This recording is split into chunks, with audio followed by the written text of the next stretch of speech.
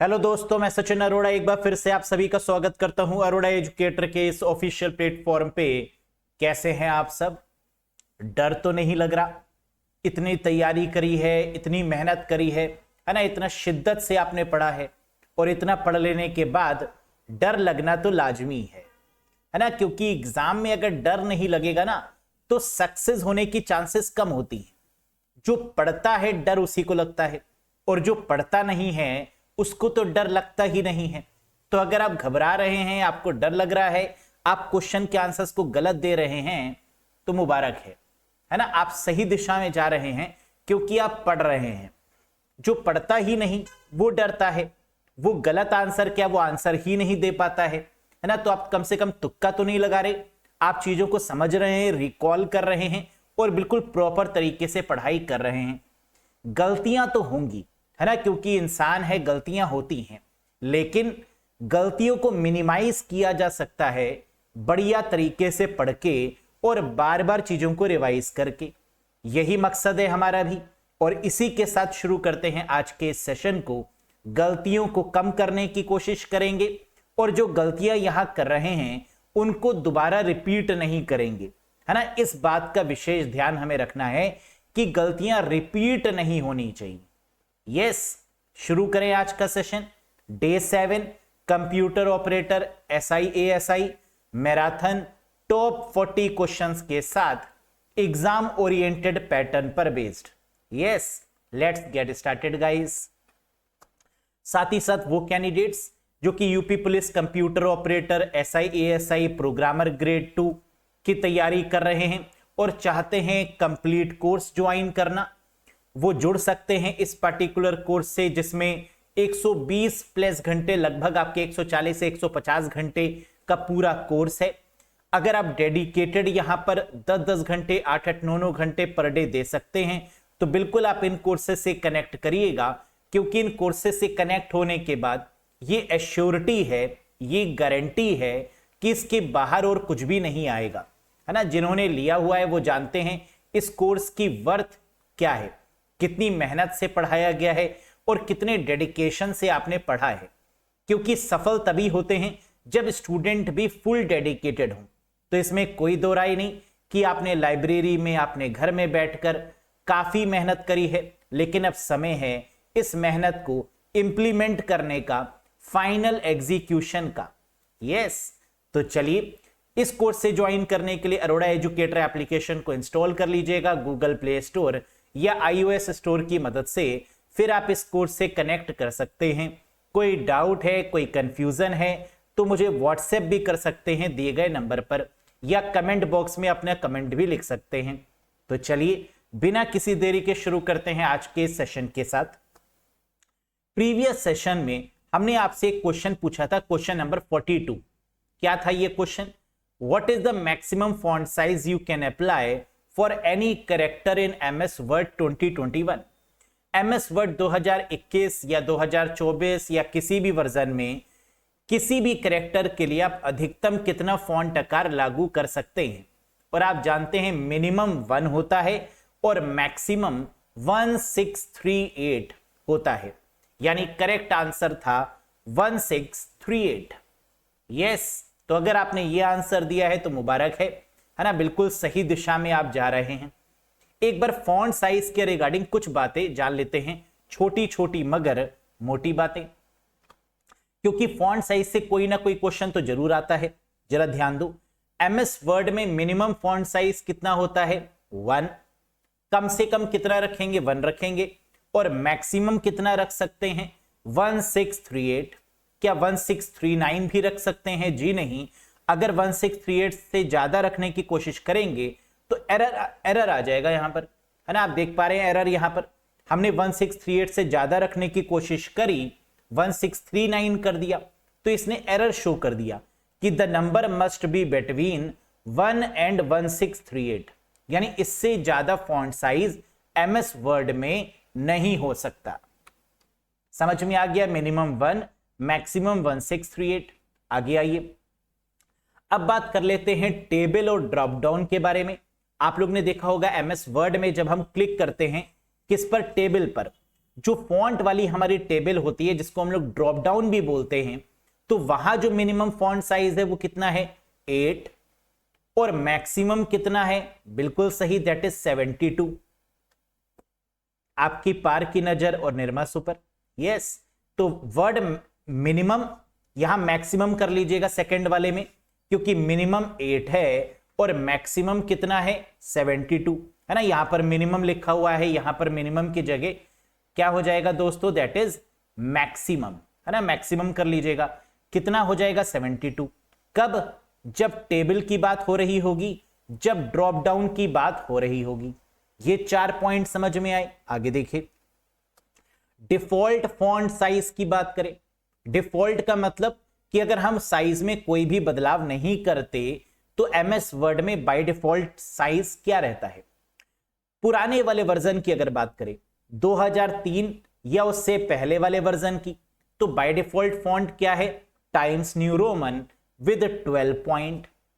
यानी 2003 या इसके पहले वाले वर्जन्स की बात करें तो बाय डिफॉल्ट क्या होगा, टाइम्स न्यू रोमन 12 पॉइंट के साथ में, यानी फॉन्ट साइज कितना है 12, और जो फॉन्ट का नाम है वो क्या है by default times new Roman, पुराने वाले वर्जन के लिए। नए वाले वर्जन की अगर बात करें 2007 या उससे ऊपर वाले वर्जन, जैसे 7 हो गया, 10 हो गया, 13 है, 16 है, 19 है, इन सभी वर्जन्स के केस में जो हमारा आंसर है वो क्या है, कैलिब्री 11 पॉइंट। यानी जो फॉन्ट का नाम होगा बाय डिफॉल्ट 7 से ऊपर वाले वर्जन में वो क्या होगा, कैलिब्री, और जो फॉन्ट का साइज होगा वो कितना होगा 11 पॉइंट। समझ में आया। लेकिन किंतु परंतु अगर हम बात करें एमएस वर्ड 2024 वाले वर्जन की, जो कि लेटेस्ट वर्जन है, इस केस में जो आपका फॉन्ट होगा वो एप्टॉस होगा बाय डिफॉल्ट, और जो साइज होगा वो कितना है 11, यानी ऊपर वाला ही सेम। लेकिन अब आपका क्या हो चुका है फॉन्ट का नाम, दैट इज एप्टॉस। कोई डाउट, कोई कंफ्यूजन? बहुत बढ़िया। अगला देखिए, ये रहा आज के सेशन का पहला क्वेश्चन। बताइए, which of the following is essential for wide area network hardware. वैन हार्डवेयर के लिए निम्नलिखित में से कौन सा आवश्यक है। बताइए, अगर हम वाइड एरिया नेटवर्क की बात करते हैं, मतलब कर लो दुनिया मुट्ठी में, वाइड एरिया नेटवर्क इंटरनेट की बात करते हैं, तो ब्रिज होगा, स्विच होगा, राउटर होगा या फायरवॉल होगा। या सर आता है आपको बताएंगे नहीं, क्या होगा बता दीजिए।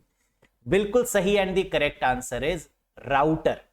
अगर हम इंटरनेट की बात करेंगे, वाइड एरिया नेटवर्क की बात करेंगे, तो हमारी जो नेटवर्किंग डिवाइस होगी वो क्या होगी, राउटर होगी। बिल्कुल सही जवाब दिया आपने। अगला देखिए, the size of checksum in TCP protocol header is dash bit.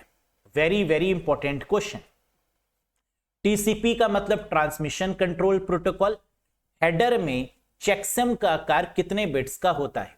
हम जानते हैं चेकसम का मतलब होता है एरर को चेक करने के लिए चेकसम मेथड का प्रयोग किया जाता है फॉर एरर चेकिंग, कि जब हम पैकेट को सेंड करते हैं इंटरनेट पर तो कोई एरर तो नहीं आ रही, जब रिसीव करते हैं तो कोई एरर तो नहीं आ रही। सेंड करेंगे 16 बिट में, रिसीव करेंगे 16 बिट में, और ये चेक कर लेंगे कि दोनों तरफ क्या 16-16 बिट ट्रांसफर हो रही है, और अगर हां तो इसका मतलब ये मैसेज हमारा सक्सेसफुली सेंड हो चुका है। इसका मतलब कि चेकसम का जो साइज है वो क्या है, 16 बिट का है। क्या 16 गिवन है? यस, लगा दीजिए 16 bits. Checksum is a small error checking code. Checksum क्या है? छोटा सा नन्ना मुन्ना सा एरर चेकिंग कोड है, जिसकी मदद से हम सोर्स और डेस्टिनेशन में यह चेक कर पाते हैं कि जो मैसेज हमने भेजा क्या वही मैसेज रिसीवर को मिला। ऐसा तो नहीं कि बीच में कोई हैकर आ गया और उसने कहा ये मैसेज मुझे दे दो ठाकुर, है ना, वो ले तो नहीं गया कुछ पैकेट वहां से, ऐसा तो नहीं हो गया। तो इसलिए हम लोग किसका यूज करते हैं? चेकसम का, जिससे एरर को हम चेक कर पाएंगे। बहुत बढ़िया। तीसरा देखो, ये करके दिखाओ। कह रहे N IP address prefix with 1110 इस डैश एड्रेस। 1110 से उपसर्गित आईपी पता डैश पता है। Class A, class B, class C, class D. हम जानते हैं ये क्वेश्चन नेटवर्किंग का है। नेटवर्किंग में आईपी एड्रेस में कितनी क्लासेस होती हैं? 5 classes, A B C D E. और अगर 1110 की बात करें तो क्या ये मल्टीकास्टिंग को फोकस कर रहा है? जी हां। क्या ये क्लास डी को फोकस कर रहा है? जी हां। यानी करेक्ट आंसर होगा क्लास डी। अब जरा इसको बहुत अच्छे से याद रखो। क्लास ए के केस में जो प्रीफिक्स माना जाता है वो 0 है। क्लास बी के केस में जो प्रीफिक्स होता है वो क्या है? 10। क्लास सी में 3 बिट होती हैं 110। क्लास डी में 1110 4 बिट्स के साथ में। और क्लास ई में सारी बिट आपकी 1 होती हैं 1111। तो यहां पर क्या पूछा गया था क्वेश्चन में? 1110। तो आंसर क्या हो गया? Class D.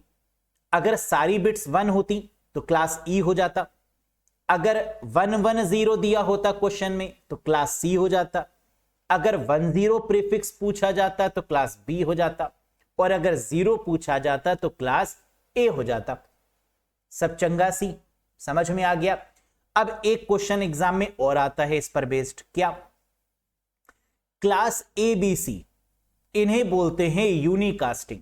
यूनिकास्टिंग का मतलब कि आप मुझे पर्सनली जब व्हाट्सएप पर या टेलीग्राम पर पर्सनल मैसेज करते हैं तो यह है यूनिकास्टिंग, 1 to 1 मैसेज। क्लास डी का मतलब मल्टीकास्टिंग। मल्टीकास्टिंग का मतलब जब आप मेरे टेलीग्राम के ग्रुप से कनेक्टेड हैं और जो भी मैं ग्रुप में डालता हूं वो आप देख लेते हैं तो क्या हो गया? मल्टीकास्टिंग। 1 to many, मैंने कोई भी मैसेज डाला, कई लोगों ने पढ़ लिया टेलीग्राम पर, क्या हो गया? मल्टीकास्टिंग। क्लास ई क्या हो गया? ये रिसर्च और एक्सपेरिमेंट के लिए रिजर्व है। आप जानते हैं क्लास ई रिजर्व किसके लिए है? रिसर्च के लिए, एक्सपेरिमेंट पर्पज से। और क्लास ई आपकी ब्रॉडकास्ट भी होती है। 255.255.255.255 this is called a broadcasting IP address. तो unicast class ABC, multicasting class D, class E that is research and experiment purpose with broadcasting. कोई डाउट, कोई कंफ्यूजन नहीं? कर लेंगे ना यहां से क्वेश्चन आएगा तो। Very good.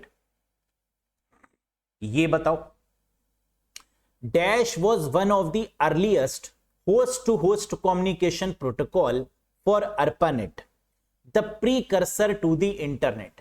कह रहा इंटरनेट का जो प्रीकर्सर है, यानी इंटरनेट से पहले क्या आया? ARPANET, advance research project agency network. ARPANET में या उससे पहले जो होस्ट टू होस्ट, होस्ट का मतलब होता है server, server to server communication के लिए जो प्रोटोकॉल यूज होती थी वो कौन सी थी?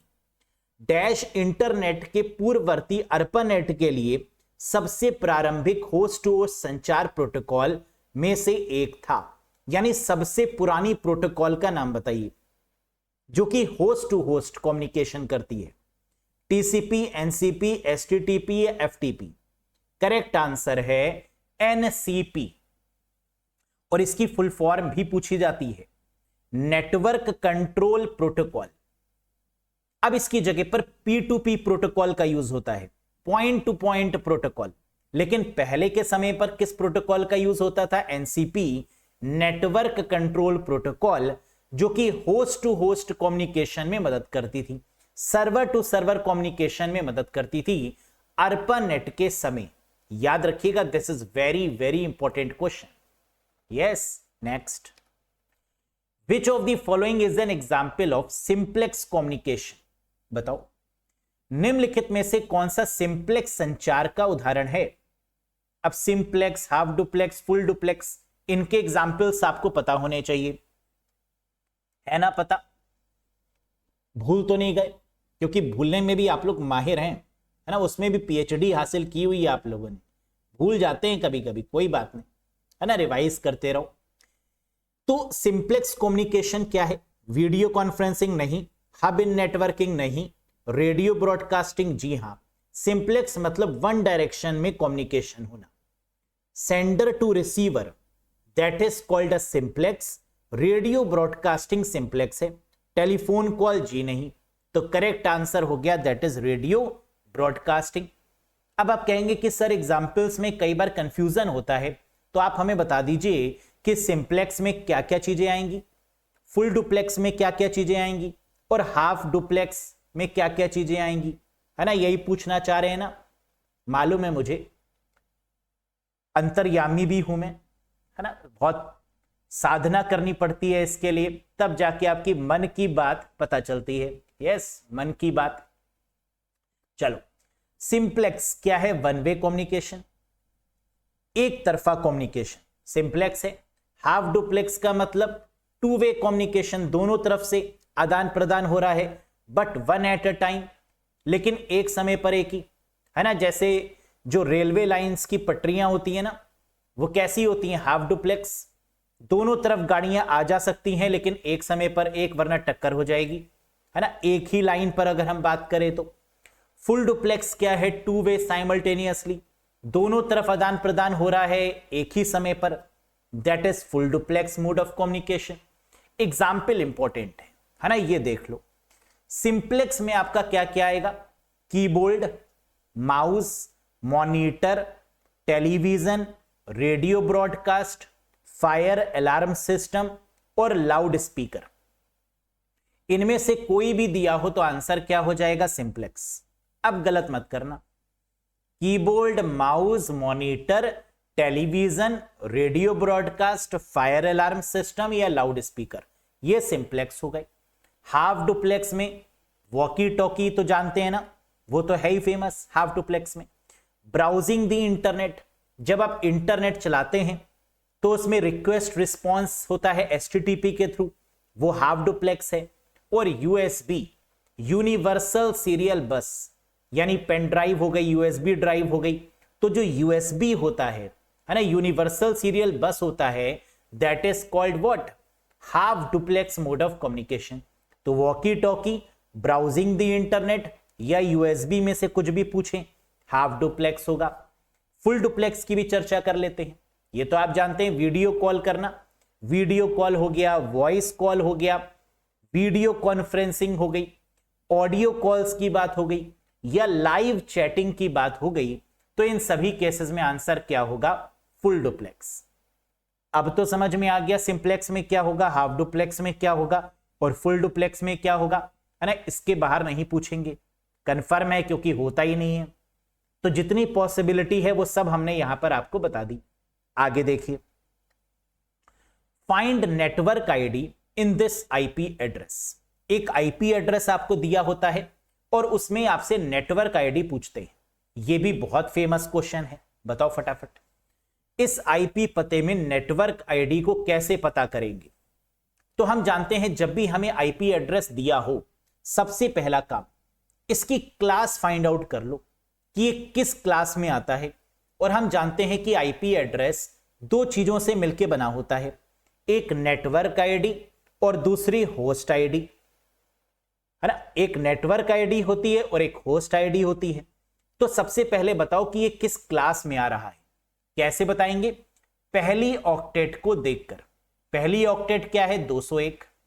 अब ये 201 जो नंबर है ये किस क्लास में आता है?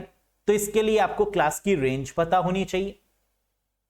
क्लास ए 0 से लेकर 126, 127 जो कि लूप बैक एड्रेस है वो भी क्लास ए में ही आता है। क्लास बी की रेंज 128 से 191, क्लास सी की रेंज 192 से 223, क्लास डी की रेंज 224 से 239 और क्लास ई की रेंज 240 से 255। ये तो पता है ना आपको। अब ये किस क्लास में आ रहा है? तो आपने कहा सर ये क्लास सी में आ रहा है, क्योंकि 201 नंबर किस रेंज में फिट बैठ रहा है? क्लास सी में। अब क्लास सी की अगर हम बात करें तो सी में जो आपकी नेटवर्क आईडी होगी वो कितनी होगी? 3 ऑक्टेट आपकी नेटवर्क होती है और एक होस्ट होती है। तो इसका मतलब क्लास सी की अगर हम बात करें तो ये 3 नंबर, है ना, ये वाले 3 नंबर, पहली ऑक्टेट 201, दूसरी ऑक्टेट 20 और तीसरी ऑक्टेट 30, ये आपकी नेटवर्क आईडी हो गई और 40 आपकी होस्ट आईडी हो गई, है ना। जरा यहां देखो, क्लास ए में पहली ऑक्टेट आपकी नेटवर्क आईडी होती है, बाकी होस्ट आईडी। क्लास बी में 2 ऑक्टेट आपकी नेटवर्क आईडी होंगी और 2 होस्ट आईडी होंगी। क्लास सी में 3 ऑक्टेट आपकी network ID, 1 host ID. Class D में नेटवर्क और होस्ट होता ही नहीं क्योंकि क्लास डी मल्टीकास्टिंग होता है, और क्लास ई में भी आपका नेटवर्क और होस्ट नहीं कहलाता क्योंकि ये रिजर्व होता है एक्सपेरिमेंट पर्पस से, है ना। तो ए बी सी को ही हम लोग नेटवर्क और होस्ट में क्लासिफाई करते हैं। समझ में आ गया? तो आंसर इसका क्या बनेगा? स्टार्टिंग की 3 अगर नेटवर्क हैं तो इसका मतलब 201, 20 और 30, और होस्ट की जगह पे 0 आ जाना चाहिए। तो यानी ऑप्शन 1 बनेगा सही जवाब। नहीं, ऑप्शन 2 बनेगा सही जवाब, है ना। 201, 20, 30 और ये 0, यानी option number 2 is the right one. इसको लगा डाला तो लाइव झींगा लाला। क्या समझ में आ गई बात? कैसे फाइंड आउट किया? अगर हां तो अगले क्वेश्चन में जरा एक बार फिर से ट्राई करो अपने आप। Find network ID in this IP address. IP address आपको गिवन है, नेटवर्क आईडी आपसे पूछा गया है, कौन सी होगी? इस आईपी पते में नेटवर्क आईडी को खोजें। पहला काम, पहली ऑक्टेट पर जरा निगाह डालिए, फोकस डालिए, रोशनी डालिए पहली ऑक्टेट पर। 130 किस रेंज में आता है, किस क्लास में आता है ये बताइए। 130 तो आपने कहा सर ये आ रहा है क्लास बी में। आपकी पार की नजर और निर्मा सुपर कह रहा है कि सर ये क्लास बी में आ रहा है। 130 बिल्कुल सही। क्लास बी का मतलब 2 हमारी नेटवर्क आईडी होंगी, 130 और 25, और 2 आपकी होस्ट आईडी होंगी। तो इसका मतलब अगर 2 नेटवर्क आईडी और 2 होस्ट आईडी हैं, यानी क्लास बी की अगर हम बात करें तो 130 और 25, यहां तो ये नंबर ही लेंगे, लेकिन 10 और 5 की जगह पर 0 0 हो जाएगा। तो आंसर हो जाएगा इसका सेकंड वाला ही लग रहा है ना। बी है, सेकंड ही होना चाहिए, बिल्कुल सही। 130.25 और आखिरी में दोनों 0 0, यानी 0.0। बोलो यस सर। क्लियर है? अगर वाकई में समझ में आ गया है तो एक और करके दिखाओ। ये बताओ फटाफट, नेटवर्क आईडी क्या होगी इस आईपी एड्रेस में? इस आईपी पते में नेटवर्क आईडी को खोजें। 10.50.60.70। Very good. आपने कहा सर ये तो बहुत आसान है। 10 किस क्लास का पार्ट है? क्लास ए का। 0 से 127 तो ये किस में आ रहा है? क्लास ए में। और क्लास ए में क्या होता है? पहली वाली ऑक्टेट आपकी नेटवर्क होगी और बाकी के 3 आपकी होस्ट आईडी होंगी। बोलो हां। फर्स्ट नेटवर्क आईडी, बाकी की 3 होस्ट आईडी। इसका मतलब 10 आपका नेटवर्क होगा और बाकी आपका होस्ट हो जाएगा। तो 10.000 10 को हम ले लेंगे, बाकी ऑक्टेट को 0 0 कर देंगे। तो 10.000 कहीं गिवन है? जी हां, option number 1 is the right answer. बल्ले बल्ले, समझ में आया है कितना हलवा क्वेश्चन? नेटवर्क आईडी आपने बता दिया, अगर होस्ट आईडी पूछे इसी में तो क्या कंफ्यूज हो जाएंगे? जी नहीं, क्योंकि होस्ट आईडी में हम होस्ट को लेंगे और नेटवर्क को 0 0 कर देंगे, है ना। आइए क्वेश्चन देखते हैं। ये बताओ, फाइंड दी होस्ट आईडी। अब ये हमें आईपी एड्रेस दिया गया है और इसमें होस्ट आईडी हमसे पूछा जा रहा है। अब सबसे पहले वही काम रहेगा हमारा, क्या? ये 201 किस क्लास का पार्ट है? पहले तो ये देखो। तो आपने कहा सर 201 वही क्लास सी में आता है। अगर ये क्लास सी में आता है तो क्लास सी में क्या होगा? नेटवर्क आईडी स्टार्टिंग के 3 होंगे, ये नेटवर्क हो गया, और होस्ट आपका हो गया 40। बोलो हां। होस्ट अगर 40 हो गया और हमें होस्ट बताना है तो इसका मतलब इन तीनों की जगह पर 0 0 लिख देंगे। यहां 0, यहां 0, यहां 0 और यहां पर 40। तो क्या ऐसा कोई ऑप्शन दिख रहा है? जी हां, सेकंड दिख रहा है, ये होना चाहिए सही जवाब, है ना। एक बार देख लो, क्लास सी में 3 ऑक्टेट आपकी नेटवर्क आईडी होगी, लास्ट वाली आपकी होस्ट आईडी होगी, यानी 0.0.0.40 that is the correct answer. कर लिया आपने, बहुत बढ़िया। एक और करके दिखाओ। Find the host ID in this IP address. फिर से हमें क्या फाइंड करना है? फिर हमें होस्ट आईडी फाइंड करनी है। आईपी एड्रेस ये हमें गिवन है, 130 किस क्लास में आता है? तो आपने क्लास एक बार रिकॉल किया, आपको समझ में आ गया सर ये क्लास बी में आता है। और क्लास बी में कितने नेटवर्क और कितने होस्ट हैं? तो आपने कहा सर बी में 2 नेटवर्क आईडी होती हैं, 2 होस्ट आईडी होती हैं। 2 ऑक्टेट आपकी नेटवर्क आईडी और 2 ऑक्टेट आपकी होस्ट आईडी। इसका मतलब आखिरी के 2 आपके होस्ट होंगे, है ना। 10 और 5 ये दोनों आपके क्या हो जाएंगे? होस्ट हो जाएंगे। बाकी आपके क्या हो जाएंगे? नेटवर्क हो जाएंगे स्टार्टिंग वाले। ये नेटवर्क हो गया आपका। तो यानी 0.0.10.5 ये आपका आंसर बनेगा। बिल्कुल सही आपने पहचाना, यानी option number second is the right one, 0.0.10.5। बढ़िया, चकाचक, मस्त, छप गया ये। भूलेंगे तो नहीं, धोखा तो नहीं देंगे, दगा तो नहीं देंगे। Very good. Next question number 11 करो। A device that help prevent congestion and data collision. कह रहा ऐसी कौन सी नेटवर्क की डिवाइस है जो प्रिवेंट यानी रोकती है कंजेशन से और डेटा के कोलिजन से। कंजेशन मतलब रास्ते में जो काफी भीड़ हो जाती है ना, उससे रोकती है, और डेटा को लड़ने से रोकती है। कंजेशन मतलब कि आपस में कोलाइड कर जाए, कंजेशन हो जाए, उससे रोकती है। डेटा को फ्री मूव करने में मदद करती है, कंजेशन और कोलिजन को रोकती है। ऐसी कौन सी नेटवर्किंग डिवाइस है बताओ? एक उपकरण जो भीड़ भाड़ और डेटा टकराव को रोकने में मदद करती है, उसे क्या बोलते हैं? जल्दी से बताइए। ये काम किस नेटवर्किंग लेयर का है? ओएसआई मॉडल में ये काम कौन सी लेयर करती है? एरर फ्री, या लड़ने नहीं देंगे, या कंजेशन नहीं होने देंगे? बिल्कुल सही, डेटा लिंक लेयर दूसरी लेयर का ये काम है। और डेटा लिंक लेयर पर कौन सी नेटवर्क डिवाइसेस काम कर रही हैं? वेरी गुड, स्विच और ब्रिज। तो इसका मतलब इसका आंसर या तो स्विच होगा या तो ब्रिज होगा। क्या स्विच गिवन है? जी हां सर गिवन है। क्या ब्रिज गिवन है? जी नहीं सर। तो इसका मतलब आंसर क्या हो जाएगा? स्विच हो जाएगा। क्या ब्रिज भी हो सकता था? यस, अगर गिवन होता तो, क्योंकि प्रिवेंट कंजेशन और डेटा कोलिजन को प्रिवेंट करने का काम डेटा लिंक लेयर का है। और डेटा लिंक लेयर पर जो 2 डिवाइसेस काम कर रही हैं वो कौन सी हैं? स्विच और ब्रिज। स्विच गिवन है, ब्रिज गिवन नहीं है, that is why this is the right answer. Clear है? आगे देखिए। Which of the following IP address can be used as a loop back address. ये तो आप जानते हैं कि निम्नलिखित में से किस आईपी पते का उपयोग लूप बैक एड्रेस के रूप में किया जाता है? Very good, loop back address के रूप में करते हैं 127.0.0.1, जिसे लोकल होस्ट भी बोलते हैं, जिसे चेक करने वाला टेस्टिंग एड्रेस भी बोलते हैं। लूप बैक एड्रेस बोले, लोकल होस्ट बोले, या क्लास ए में यूज होने वाला आईपी एड्रेस बोले।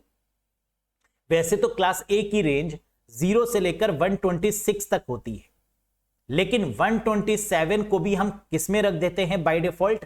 क्लास ए में, है ना। और ये क्वेश्चन भी कई बार एग्जाम्स में पूछा गया है कि loop back address comes under which class? तो आंसर होगा class A of the IP address. बढ़िया, समझ में आया? अगला देखो। TCP IP model does not have dash layer but OSI model have this layer. बताओ, टीसीपी आईपी मॉडल में इस परत को नहीं शामिल किया जाता, लेकिन ओएसआई मॉडल में यह परत होती है। हम जानते हैं टीसीपी आईपी मॉडल में जब ओएसआई मॉडल से कंपेयर करते हैं तो 5 लेयर्स होती हैं। वैसे तो टीसीपी आईपी में 4 लेयर होती हैं, नीता, नेटवर्क, इंटरनेट, ट्रांसपोर्ट और एप्लीकेशन। लेकिन जब ओएसआई मॉडल से इसको कंपेयर करेंगे टीसीपी आईपी मॉडल को, तो 5 लेयर हो जाती हैं, जिसमें 2 लेयर यहां पर एब्सेंट हैं ओएसआई मॉडल के कंपेयर करने पर। कौन कौन सी एब्सेंट है जल्दी से बताओ? वेरी गुड, एक तो सेशन और एक प्रेजेंटेशन। सेशन और प्रेजेंटेशन यहां से गायब है। क्या सेशन गिवन है? हां। क्या प्रेजेंटेशन गिवन है? जी नहीं। तो करेक्ट आंसर है सेशन, है ना। तो याद क्या रखना है? टीसीपी आईपी मॉडल में सेशन और प्रेजेंटेशन लेयर नहीं होती, जबकि ओएसआई मॉडल में होती है। टीसीपी आईपी मॉडल में बेसिकली हमारी पुराने तौर पे ओरिजिनल जो बनाया गया उस पर 4 लेयर्स थी।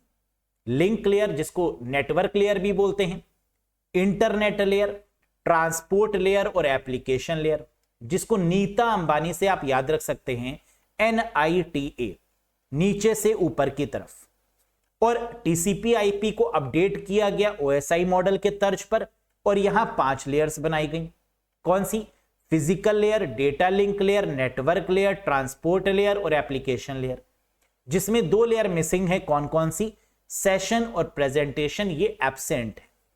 क्या ये बात समझ में आई? Very good. Next, network device dash and dash are used at physical layer. OSI model में जो फिजिकल लेयर होती है, यानी पहली लेयर है ना, जिसपे बसेस काम करती हैं, जिसपे केबल्स काम करती हैं, तो फिजिकल लेयर की जब हम बात करते हैं तो इसमें कौन सी नेटवर्क डिवाइसेस काम कर रही हैं? फिजिकल लेयर में नेटवर्क डिवाइस पर डैश और डैश का उपयोग करते हैं। बिल्कुल सही। हब, रिपीटर, क्या हब और रिपीटर कहीं गिवन है? जी हां, ऑप्शन नंबर 4 में गिवन है।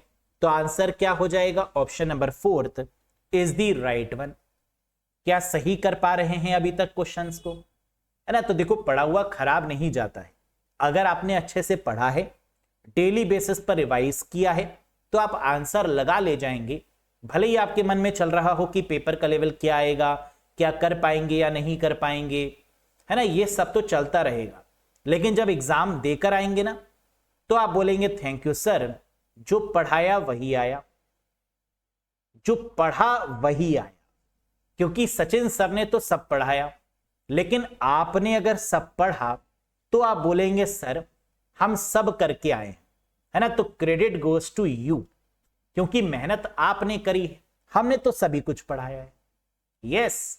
Next, what type of chart would be best to display data over time? बताओ, समय के साथ डेटा प्रदर्शित करने के लिए किस प्रकार का चार्ट सर्वोत्तम होगा? जल्दी से बताइए। MS एक्सेल की बात यहां पर हो रही है, और एक्सेल में टाइम के लिए जो चार्ट यूज होता है वो पाई तो नहीं होता। क्या वो लाइन चार्ट है? जी हां, the answer is line chart for time representation, है ना। टाइम के लिए हम लोग कौन सा ग्राफ यूज करते हैं? दैट इज कौन सा चार्ट यूज करते हैं? Line chart.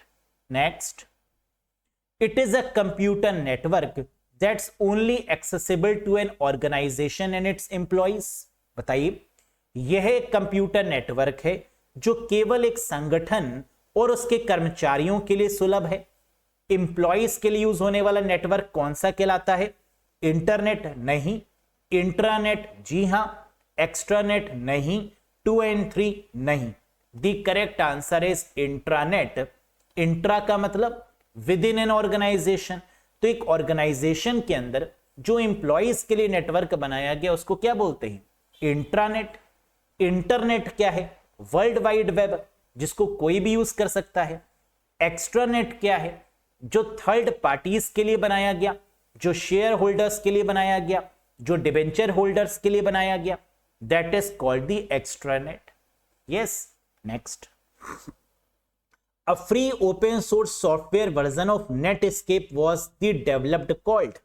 बताइए, नेटस्केप का एक मुक्त ओपन सोर्स सॉफ्टवेयर संस्करण का नाम से विकसित किया गया था, इसका नाम बताइए। ओपन सोर्स का मतलब जो फ्री ऑफ कॉस्ट है, जिसमें आप बदलाव भी कर सकते हैं, जिसके सोर्स कोड को भी आप देख सकते हैं, ऐसा सॉफ्टवेयर जो नेटस्केप के द्वारा बनाया गया उसका नाम है मोजिला फायरफॉक्स ब्राउजर। क्या दिया है? जी हां, लगा दो। यही तो आपका ओपन सोर्स है। ब्राउजर की बात करें तो गूगल का क्रोमियम और मोजिला फायरफॉक्स, ये आपके ओपन सोर्स में काउंट किए जाते हैं। जी हां, लेकिन यहां कौन सी कंपनी का पूछ रहे थे? नेटस्केप। तो नेटस्केप का आंसर क्या बनेगा? Mozilla Firefox. That is the right one. Next, what is the RAM memory slot on a laptop called? बताइए, लैपटॉप पर रैम मेमोरी स्लॉट को क्या कहा जाता है? Very important question. हम जानते हैं कि हमारे लैपटॉप में या हमारे कंप्यूटर्स में जो रैम मेमोरी होती है उसको स्लॉट में लगाते हैं, है ना। स्लॉट खांचे बने होते हैं और उन खांचों को हम क्या बोलते हैं? सिम, डिम या रिम। सिम बोलते हैं, पहले जो होते थे उन्हें सिम बोलते थे, फिर डिम आए, डुअल इनलाइन मेमोरी मॉड्यूल, फिर रिम आ गए, है ना। तो अब जो है आपके वो डिम भी यूज होते हैं, रिम भी यूज होते हैं, सिम नहीं यूज होते, क्योंकि सिम आपके पहले समय में यूज होते थे, सिंगल इनलाइन मेमोरी मॉड्यूल। तो अब आंसर आपका क्या बनेगा? इसमें डिम दिया हुआ है, that is the right answer, dual inline memory module. देख सकते हैं आप, रैम को स्लॉट्स में लगाया गया, खांचों में लगाया गया है, एंड दिस टाइप ऑफ खांचेज are called, this type of slots are called DIMM dual inline memory module. Yes, next. Which of the following is not a type of margin in MS Word document? निम्नलिखित में से कौन सा MS Word दस्तावेज में margin का प्रकार नहीं है? बहुत सरल क्वेश्चन। राइट मार्जिन होती है क्या? जी हां। टॉप में मार्जिन होती है क्या? जी हां। क्या सेंटर में मार्जिन होती है? जी नहीं।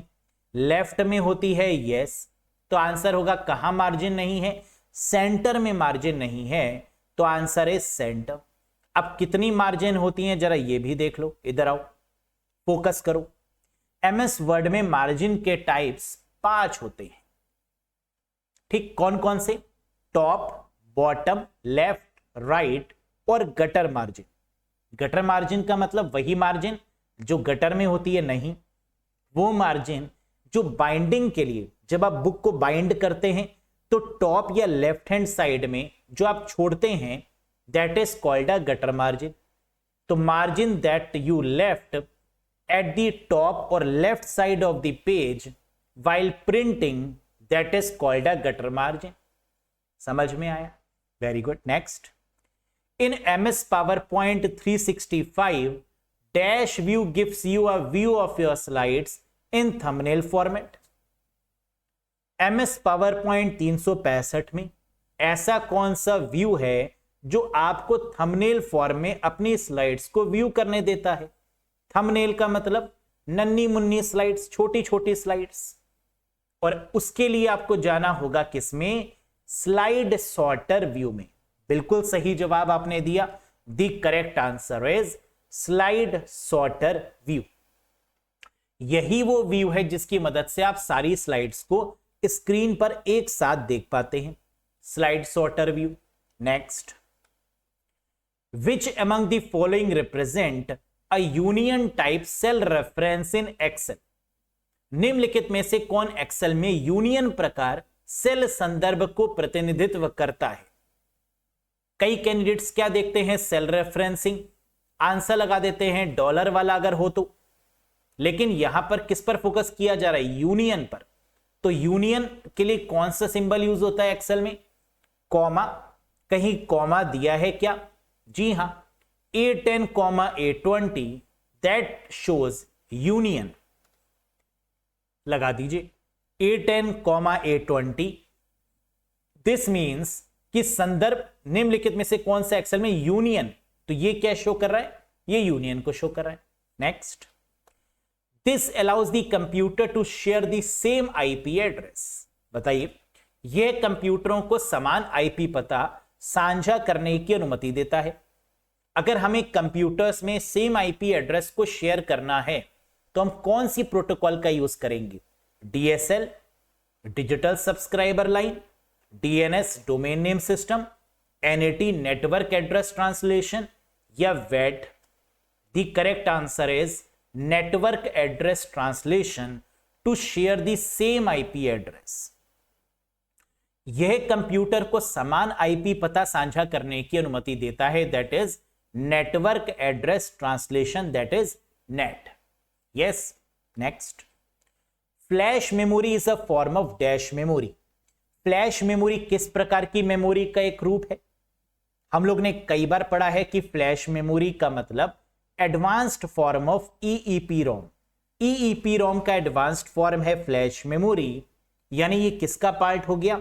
रोम मेमोरी का। क्या रोम गिवन है? जी हां, लगा दीजिए। Because flash memory is the advanced form of EEPROM, electrically erasable programmable read only memory. और फ्लैश मेमोरी में कितनी डिवाइसेस आती हैं? 3। कौन कौन सी? पेन ड्राइव, मेमोरी कार्ड और SSD सॉलिड स्टेट ड्राइव। याद आया? Next, consider the following two statement with respect to IPv4 in computer networking. कह रहे कंप्यूटर नेटवर्किंग के रिस्पेक्ट में दो स्टेटमेंट यहां पर गिवन है IPv4 से रिलेटेड, पहला स्टेटमेंट और दूसरा स्टेटमेंट। तो कौन सा ट्रू है कौन सा फॉल्स है, या दोनों ट्रू हैं या दोनों फॉल्स हैं, है ना, ये बता दीजिए। पढ़ लेते हैं एक बार। Loop back address belong to class B। ना ना ना ना, अभी मैंने बताया कि loop back address belongs to class A, है ना, ये क्लास A को बिलोंग करता है बाय डिफॉल्ट। तो A वाला तो गलत हो गया, है ना, ये तो हो गया भैया रॉन्ग। दूसरा चेक करते हैं। Loop back address used to send packet from host to itself. क्या लूप बैक एड्रेस अपने आप को ही पैकेट सेंड करता है टेस्टिंग के लिए? जी हां, जिसे लोकल होस्ट भी बोलते हैं, सेल्फ टेस्टिंग भी बोलते हैं। तो यानी ये तो हो गया सही, करेक्ट। तो पहला गलत और दूसरा सही, यानी option number 1 is the right one, false and true. इसको लगा डाला तो लाइफ झींगा लाला। यस, सही किया आंसर। तो 127.0.0.1 this is called a loop back address. Next, ये करके देखो। Which number are used extensively in microprocessor work. Microprocessor कार्य में किस संख्या का व्यापक रूप से उपयोग किया जाता है? माइक्रो प्रोसेसर में कौन सा नंबर इस्तेमाल किया जाता है? ऑक्टल, हेक्साडेसिमल, बाइनरी या डेसिमल? बिल्कुल सही जवाब आपने दिया, that is hexadecimal number system. Micro processor की जब भी बात करेंगे तो आंसर क्या होगा? हेक्साडेसिमल नंबर सिस्टम होगा। अब हेक्साडेसिमल नंबर सिस्टम को और कौन कौन सपोर्ट करता है जरा याद करो। IPv6 हेक्साडेसिमल फॉर्मेट में, मैक एड्रेस हेक्साडेसिमल फॉर्मेट में, और माइक्रो प्रोसेसर भी हेक्साडेसिमल फॉर्मेट को सपोर्ट करता है। कनेक्ट कर पा रहे हैं चीजों को? यस, इंटेलिजेंट तो आप हैं, है ना, घमंड नहीं करते, बस आता सब कुछ है आपको। जरा ये बताओ, नजर ना लगे बस। यस, काला टीका लगा लेना। How can you make the selected character superscript? बताओ, आप चयनित चरित्र को सुपरस्क्रिप्ट में कैसे बना सकते हैं? आप जानते हैं कि सुपरस्क्रिप्ट की जो शॉर्टकट की है वो क्या है? कंट्रोल शिफ्ट प्लस है, लगा दो ना। Option number 2 is the right one, control shift plus for the superscript. और सबस्क्रिप्ट की क्या होगी? Control equals to for the subscript, और superscript control shift plus. Next, a MAC address is a dash character hexadecimal code. अभी मैंने बताया था कि मैक एड्रेस जो है वो हेक्साडेसिमल को सपोर्ट करता है, लेकिन ये कितने कैरेक्टर्स का होता है? 10, 32, 48 या 12? 10 कैरेक्टर्स, 32 कैरेक्टर्स, 48 कैरेक्टर्स या 12 कैरेक्टर्स? बिल्कुल सही करेक्ट आंसर होगा 12 कैरेक्टर्स का। जो मैक एड्रेस होता है वो 12 कैरेक्टर्स का होता है, जिसमें पहले के 6 character OUI organisationally unique identifier को बताते हैं, और बाद के 6 NIC कंट्रोलर यानी नेटवर्क इंटरफेस कंट्रोलर को बताते हैं। मैक एड्रेस की बात करें तो ये 48 बिट का होता है, ये भी आप जानते हैं। डेटा लिंक लेयर पर ये काम करता है, ये भी आप जानते हैं। और मैक एड्रेस की ऊपर वाली लेयर को LLC लॉजिकल लिंक कंट्रोल, और नीचे वाली लेयर को मैक लेयर के नाम से जानते हैं ना ये बात? वेरी गुड, कोई कंफ्यूजन तो नहीं है ना? ये सब तो बहुत आसान है आपके लिए, कई बार आपने पढ़ा है। मीडिया एक्सेस कंट्रोल एड्रेस जो कि परमानेंट एड्रेस भी होता है, NIC कार्ड के ऊपर लिखा हुआ होता है, नेटवर्क इंटरफेस कार्ड के ऊपर लिखा होता है। क्या इसको हम बदल भी सकते हैं? जी हां, इसको बदल सकते हैं। कब? जब NIC कार्ड को बदल दें तो ये बदल जाता है, लेकिन एग्जाम में इसको परमानेंट ही ट्रीट करना है, है ना, इसको टेम्परेरी ट्रीट नहीं करना। Next, where is MS Microsoft 365 files stored by default. बताओ, माइक्रोसॉफ्ट 365 फाइलें डिफॉल्ट रूप से कहां संग्रहित होती हैं? माई डॉक्यूमेंट में, जीमेल में, डाउनलोड्स में या वन ड्राइव में? तो माइक्रोसॉफ्ट 365 क्या ऑनलाइन पैकेज है? जी हां, online MS Word, online MS Excel, online MS PowerPoint को सपोर्ट करता है। सब्सक्रिप्शन बेस्ड सर्विस है, जहां पर जो आपकी फाइल्स हैं वो स्टोर कहां पर होंगी? वन ड्राइव में, क्योंकि माइक्रोसॉफ्ट का क्लाउड प्लेटफॉर्म कौन सा होता है? OneDrive. तो answer is OneDrive. Yes. Next, lower sub layer of data link layer in OSI model is. बताइए, OSI मॉडल में डेटा लिंक लेयर की निचली उप परत कौन सी है? अभी मैंने बताया था कि डेटा लिंक लेयर आपकी दो लेयर्स में डिवाइडेड होती है। पहली वाली लेयर कौन सी है? LLC। और दूसरी वाली कौन सी है? मैक। क्या पूछ रहा है? लोअर सब लेयर, यानी पहली LLC है, दूसरी अगर मैक है, तो क्या मैक के बारे में पूछ रहा है? क्योंकि लोअर आपकी मैक हो गई। क्या मैक गिवन है? जी हां, यानी option number 2 is the right one. समझ में आया? तो lower sub layer of the data link layer in OSI model is, OSI model में डेटा लिंक लेयर की निचली उप परत कौन सी है? अब जरा ध्यान से समझ लो। पहली फिजिकल लेयर है, दूसरी डेटा लिंक लेयर है। डेटा लिंक लेयर दो लेयर्स में डिवाइडेड है, एक LLC और एक MAC. Logical link control sublayer और मीडियम एक्सेस कंट्रोल, या कई बार मीडिया एक्सेस कंट्रोल भी इसको बोलते हैं। मीडियम बोले, मीडिया बोले, है ना, एक ही बात है। तो medium access control sublayer के नाम से जानते हैं। अगर ये पूछें कि डेटा लिंक लेयर की ऊपर वाली परत कौन सी है ना, अभी तो निचली पूछा तो आपने मैक लगा दिया। अगर ऊपरी सब लेयर पूछेंगे तो आंसर क्या हो जाएगा? LLC, logical link control sub layer. समझ में आया? Next, size of IPv4 is dash and IPv6 is dash. जल्दी से बता दो। IPv4 32 बिट और IPv6 128 बिट। कहीं दिख रहा है 32 और 128 का कॉम्बिनेशन बिट में? जी हां। कहां? फर्स्ट ऑप्शन में, 32 bit and 128 bit. Option number 1 is the right one. कई बार जल्दी में हम लोग गलत आंसर भी लगा देते हैं, है ना। मैंने कई बार देखा है कैंडिडेट्स को पता होता है, लेकिन आंसर लगाते समय इतनी जल्दी होती है, इतनी हरी भरी होती है कि आती हुई चीज को भी गलत कर देते हैं। और ऐसा आप लोग में से बहुत कैंडिडेट्स करते हैं। मतलब पढ़ा हुआ सब बेकार।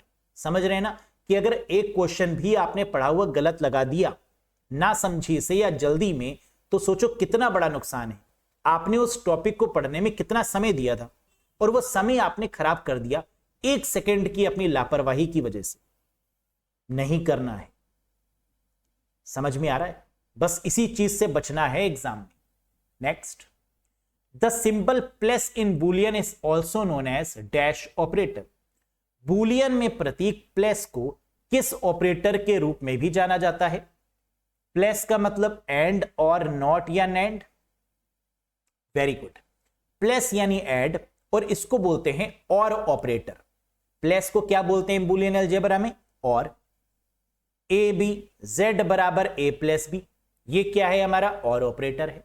यस। नेक्स्ट, तो which one of the following logical operation is represented by the multiply by sign? Dot का मतलब multiply sign in Boolean algebra. निम्नलिखित में से कौन सा तार्किक सक्रिया बुलियन बीजगणित में गुणन चिन्ह द्वारा दर्शाया जाता है? बहुत आसान, that is AND operator. Multiply के पर्पज से x बराबर a dot b, that is called the AND operator. Yes. Next, XOR gate is mainly used in. XOR gate बहुत इंपॉर्टेंट है, यहां से क्वेश्चन आता ही आता है ना। आगे वाले सेशन में और क्वेश्चन भी करवा दूंगा XOR के रिगार्डिंग। XOR गेट का प्रयोग मुख्यतः कहां किया जाता है? मल्टीप्लायर्स, एडर्स, फ्लिप फ्लॉप या लैचेस? बिल्कुल सही आंसर XOR गेट, जहां पर एक तरीके से हम लोग ऐड करते हैं और कैरी को रिमूव करते हैं। जब हम लोग XOR गेट पढ़ते हैं तो यहां पर हम लोग एक एडिशन फॉर्मूले को अप्लाई करते हैं और उसमें कैरी को इग्नोर करने की कोशिश करते हैं, है ना। यही तो एक्सओर गेट का मेन मकसद भी है। एक्सओर गेट आपका मेनली यूज होता है एडर्स में। हाफ एडर की बात करें या फुल एडर की बात करें, एक्सओर गेट का इस्तेमाल किया जाता है। तो मल्टीप्लायर में नहीं, एडर में हां, फ्लिप फ्लॉप में नहीं, लैचेस में नहीं, तो करेक्ट आंसर होगा एडर। अब जरा जान लो कि एक्सओर का इस्तेमाल कहां कहां करते हैं। Number 1, adder circuit half adder और फुल एडर में करते हैं। पहला, पैरिटी चेक अगर एरर चेकिंग के पॉइंट ऑफ व्यू से है तो इसका यूज करेंगे। डेटा को इंक्रिप्ट करना है क्रिप्टोग्राफी के फॉर्मेट में तो इसका यूज करेंगे। ठीक, याद रखना, एडर, पैरिटी चेक और डेटा इंक्रिप्शन मतलब क्रिप्टोग्राफी, है ना। इस पर प्रैक्टिकल क्वेश्चन भी आते हैं, न्यूमेरिकल बेस्ड भी आते हैं, वो भी करवा देंगे आप लोग को। ठीक है, नेक्स्ट देखो, विच of the following is prefix representation of the infix expression. बताओ फटाफट, कई बार आप लोग कर चुके हैं इस तरीके के क्वेश्चन, है ना। क्या आपको फाइंड आउट करना है, इनफिक्स गिवन है, प्रीफिक्स में कन्वर्ट करना है। करो, प्रीफिक्स का मतलब कि जो सिंबल हैं उनको पहले ले आएंगे, है ना, यही तो होगा, लेकिन स्पेसिफिक ऑर्डर को फॉलो करते हुए। ये याद रखना होगा कि पहले ब्रैकेट, फिर पावर, मल्टीप्लाई और डिवाइड, सेम, प्लस और माइनस। तो सबसे पहले क्या लेंगे, ब्रैकेट को सॉल्व करेंगे और ब्रैकेट के अंदर जो सिंबल हैं, जो ऑपरेटर हैं, उनको पहले ले आएंगे। तो a प्लस बी और c प्लस डी, है ना, यही दोनों ब्रैकेट हमें दिख रहे हैं, a प्लस बी और c प्लस डी वाले। इसमें दो सिंबल हैं, एक प्लस और एक प्लस इधर। इन प्लस को ब्रैकेट के पहले ले आएंगे, ले आओ जरा, यानी प्लस ए बी और प्लस सी डी। ब्रैकेट अभी हम लगा रहेंगे, है ना, ब्रैकेट हटाएंगे नहीं। एक बार अगर हमने ऑपरेटर को खिसका दिया, फिर उसको दोबारा चेंज नहीं कर सकते, तो इनकी पोजीशन फिक्स हो गई। अब क्या बचा, मल्टीप्लाई का साइन बचा। इसको कहां ले आएंगे, प्रीफिक्स मतलब पहले, सबसे पहले उठा के ले आओ। तो ये रहा, पहले आ गया multiply plus A B plus C D. अब ब्रैकेट को खोल दो, multiply plus A B plus C D. क्या ये कहीं दिख रहा है, जी हां, option 1 is the right one, लगा दीजिए, है ना हलवा। नेक्स्ट करो, which of the following is prefix representation of the infix expression a minus B multiply by C plus D divided by E. करो इसको अपने आप, बस ये सीक्वेंस जरूर याद रखिएगा। तो अगेन यहां पर दो ब्रैकेट हमें दिख रहे हैं, पहले ब्रैकेट को सॉल्व करेंगे। दोनों ब्रैकेट में एक में माइनस का साइन है, एक में प्लस का साइन है ना। ब्रैकेट के अंदर ही इनको पहले ले आएंगे, प्रीफिक्स में ले आएंगे। करो, a माइनस बी और c प्लस डी में अगर इनको पहले लाएंगे तो क्या बन जाएगा, माइनस ए बी और प्लस सी डी, है ना, ये आ जाएंगे आपके ब्रैकेट के अंदर ही। माइनस ए बी आ गया, मल्टीप्लाई की जगह यही, plus C D divided by E. अब कौन सा साइन बचा है, दो साइन बचे हुए हैं हमारे पास, एक मल्टीप्लाई का बचा है और एक डिवाइड का बचा है। ये दो बचे हैं ना, बाकी तो हमारे सॉल्व हो गए।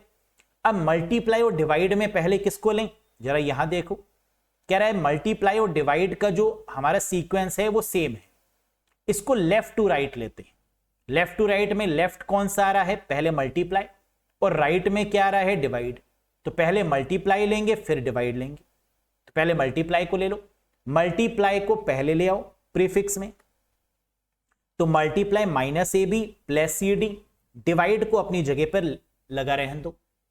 अब जो डिवाइड का सिंबल है इसको पहले ले आओ, तो ये सबसे पहले आ जाएगा आपका divide multiply minus A B plus C D और ई अपनी जगह पर। बस आंसर आ गया, खोल दो bracket, divide multiply minus A B plus C D E. क्या ये कहीं गिवन है, जी हां, option number first is the right one. कर लिया आप सबने, समझ में आ गया ना बहुत अच्छे से। नेक्स्ट देखो, who created the first DBMS. पहला डीबीएमएस किसने बनाया, पहला डेटाबेस मैनेजमेंट सिस्टम किसने बनाया, Edgar F Codd, Charles Bachman, Charles Babbage या Sharon B Codd. Correct answer है चार्ल्स बैचमैन। जो पहला आपका डीबीएमएस है उसका नाम क्या है, आईडीएस, इंटीग्रेटेड डेटा स्टोर, और इसको बनाने वाले जो पर्सनालिटी हैं वो कौन है, चार्ल्स बैचमैन, यानी option number 2 is the right one. Next, how many Codd's rules are there in SQL server. SQL server में कितने कॉर्ड के नियम हैं? हम जानते हैं एसक्यूएल सर्वर में जब हम ईएफ कॉर्ड की बात करते हैं, जो आरडीबीएमएस के मेन पेरेंट के रूप में जाने जाते हैं, है ना, doctor E F Codd, Edgar F Codd, कितने कॉर्ड नियम इन्होंने दिए? 12। कहीं गिवन है? जी हां, 12। तो relational database model 12 rules by Edgar F Ted Codd, 0 से लेकर 12, यानी है तो टोटल 13, लेकिन बोलते क्या है इसको? 12। तो relational database model 12 rules by Edgar Frank Ted Codd या ईएफ कॉर्ड, जिन्हें कॉर्ड्स रूल भी बोलते हैं। Next, the database schema is written in, database schema किसमें लिखा गया है? डीडीएल, डीएमएल, डीसीएल या टीसीएल? आप जानते हैं स्कीमा का मतलब क्या होता है? Structure of the data. The database schema का मतलब डेटाबेस का स्ट्रक्चर। लिखने के लिए कौन सी लैंग्वेज यूज करी गई है? DDL, data definition language. Dilwale Dulhania Le Jayenge नहीं, है ना, that is data definition language, DDL. तो डेटाबेस स्कीमा का मतलब स्ट्रक्चर ऑफ द डेटाबेस या how data is organised and manage, किस प्रकार डेटा को ऑर्गेनाइज करेंगे या मैनेज करेंगे, इसी को बोलते हैं क्या? डीडीएल या schema. Next, which of the following is a composite attribute, निम्नलिखित में से कौन सा एक समग्र गुण है? कंपोजिट एट्रीब्यूट किसको बोलते हैं? जिसमें एक से ज्यादा एट्रीब्यूट्स हों, that is called a composite attribute. Gender single attribute है, मेल या फीमेल। नंबर ऑफ डिपेंडेंट, कितने आपके ऊपर निर्भर हैं, ये भी सिंगल एट्रीब्यूट है। 10 हो सकते हैं, 20 हो सकते हैं, है ना, लेकिन नंबर तो एक ही होगा। एज आपकी कितनी है? 25 साल, 30 साल, है ना, ये भी सिंगल है। लेकिन डेट ऑफ बर्थ ये कंपोजिट है। क्यों? क्योंकि डेट ऑफ बर्थ में मंथ भी आ जाएगा, ईयर भी आ जाएगी और वो डे भी आ जाएगा, तीनों चीजें आएंगी। तो डेट ऑफ बर्थ क्या हो गई आपकी? कंपोजिट हो गई। सब एट्रीब्यूट जैसे मंथ, डे और ईयर, इसमें 3 एट्रीब्यूट आएंगे, that is why it is called composite या समग्र गुण। एड्रेस भी हमारा क्या है? कंपोजिट एट्रीब्यूट है ना, क्योंकि एड्रेस में भी क्या आता है? हाउस नंबर, स्ट्रीट नंबर और पिन कोड। इन तीनों को मिलाकर बनता है हाउस नंबर या address, that is also a composite attribute. Yes. Next, it remove all rows from a table without logging the individual row deletion. Very very important one. यह व्यक्तिगत पंक्ति विलोपन को लॉग किए बिना तालिका से सभी पंक्तियों को हटा देता है। ट्रंकेट की बात हो रही है यहां पर। Remove all rows from a table, table में से सभी रोज को डिलीट करने की बात हो रही है। Without logging the individual row deletion, लेकिन टेबल पर कोई फर्क नहीं पड़ना चाहिए, उसका स्ट्रक्चर बना रहे, यानी truncate is the right one. Quickly and efficiently remove all rows from a table while keeping the table structure intact। कह रहे टेबल के स्ट्रक्चर में कोई खराबी नहीं होनी चाहिए, वो रिमूव नहीं होना चाहिए, बस उसके अंदर का जो डेटा है वो तेजी से रिमूव हो, इसलिए हम ट्रंकेट का प्रयोग करते हैं। क्या ये बात समझ में आ गई? अब कैंडिडेट्स को प्रॉब्लम आती है 3 चीजों में। किसमें? अभी बात करेंगे उसकी, पहले जरा इस क्वेश्चन का आंसर भी दे लो। What is the command used to delete a table in SQL? SQL में किसी तालिका को हटाने के लिए, टेबल को डिलीट करने के लिए किस कमांड का उपयोग करते हैं? Drop, drop row, drop column, drop table या डिलीट टेबल। अगर हमें पूरी टेबल ही स्वाहा करनी है तो क्या ड्रॉप टेबल का यूज करेंगे? जी हां, स्वाहा, टेबल को ड्रॉप कर दिया, that is with the help of, पूरी टेबल डिलीट हो गई, रोज भी, कॉलम्स भी, सब कुछ, डेटा भी, तो that is with the help of drop table. अब देखो कंफ्यूजन कहां पर होता है आप लोग को? 3 जगह पर। ड्रॉप का भी यूज होगा, डिलीट का भी यूज होगा और ट्रंकेट का भी यूज होगा, है ना। जरा इन तीनों को समझ लो अच्छे से। ड्रॉप जो है वो आपका डीडीएल कमांड है, डिलीट आपका डीएमएल कमांड है और ट्रंकेट भी आपका डीडीएल में आता है ना। ये बात तो आप लोग ने पढ़ी है एसक्यूएल में, डीडीएल में क्या क्या आता है, डीएमएल में क्या आता है, डीसीएल में क्या है, टीसीएल में क्या है ना, डीक्यूएल में क्या है, ये सब आपने पढ़ा है। अब ड्रॉप का यूज हम लोग करते हैं रिमूव करने के लिए पूरी टेबल को।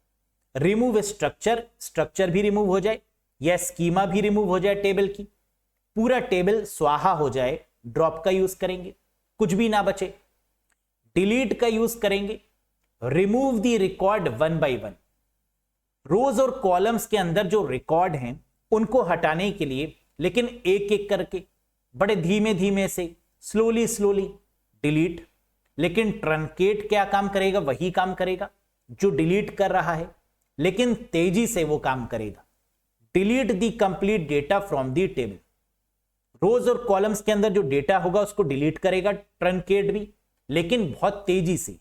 Delete the complete data from the table at once, एक ही बार में, वाया ट्रंकेट। नीचे पढ़ो, truncate command is faster than the delete command, यानी डिलीट और ट्रंकेट का काम एक ही है, बस ट्रंकेट तेजी से काम करता है एक ही बारी में, और डिलीट वन बाय वन करके, एक एक करके काम करता है ना। बस that is the main difference between these two commands. I hope ये बात समझ में आ गई होगी। अगर हां तो ये है क्वेश्चन नंबर 42, जिसका आंसर आपको देना है कमेंट बॉक्स में, कमेंट करके बताइएगा। In MS Excel certain function displays row data in column and column data in row, which function is that? बताइए। एमएस एक्सेल में कुछ फंक्शन पंक्ति डेटा को कॉलम में और कॉलम डेटा को पंक्ति में प्रदर्शित करते हैं, वह कौन सा फंक्शन है? Transpose, concatenate, V lookup vertical lookup, H lookup horizontal lookup, या आता है बताएंगे नहीं। क्या होगा इसका करेक्ट आंसर? मुझे उम्मीद है कि आपको पता होगा कि रो डेटा को कॉलम में और कॉलम को रो में करने के प्रोसेस को क्या बोलते हैं, है ना। अगर वाकई में पता है तो एक बार कमेंट करके बताइए क्या होगा इसका आंसर। पसंद आया हो वीडियो तो एक बार लाइक कर दीजिएगा, चैनल पर नए हो तो सब्सक्राइब कर लीजिएगा, और साथ ही साथ अगर कंप्यूटर में कॉन्फिडेंस नहीं बन रहा और एग्जाम को लेकर हाईली डेडिकेटेड है तो ज्वाइन कर सकते हैं UP police computer operator, SI ASI या प्रोग्रामर ग्रेड 2 का course as per your requirement. Arora educator application को इंस्टॉल करिएगा और जुड़ जाइएगा। लिंक आपको डिस्क्रिप्शन बॉक्स और कमेंट बॉक्स में भी मिल जाएंगे। कोई डाउट है, कोई कंफ्यूजन है तो मुझे व्हाट्सएप भी कर सकते हैं, या फिर नीचे कमेंट करके कमेंट भी कर सकते हैं। यस, बहुत जल्द मिलेंगे नेक्स्ट वीडियो में कुछ और शानदार दमदार क्वेश्चंस के साथ, कुछ और बेहतरीन कॉन्सेप्ट के साथ, इस उम्मीद के साथ कि एग्जाम में आप full out of full score करेंगे। इन सेशंस को बढ़िया तरीके से नोट डाउन कर रहे होंगे आप, इन सेशंस को प्रॉपर तरीके से आप लोग देख रहे होंगे और अच्छे तरीके से पढ़ाई भी कर रहे होंगे, फुल कंसंट्रेट होकर, इस उम्मीद के साथ कि आप निराश नहीं करेंगे और एग्जाम में बल्कि full out of full score करके अपना और मेरा सिर गर्व से ऊंचा करेंगे। मिलते हैं दोस्तों नेक्स्ट सेशन में कुछ और बेहतर क्वेश्चंस के साथ। Till then bye bye and take care. Thank you very much.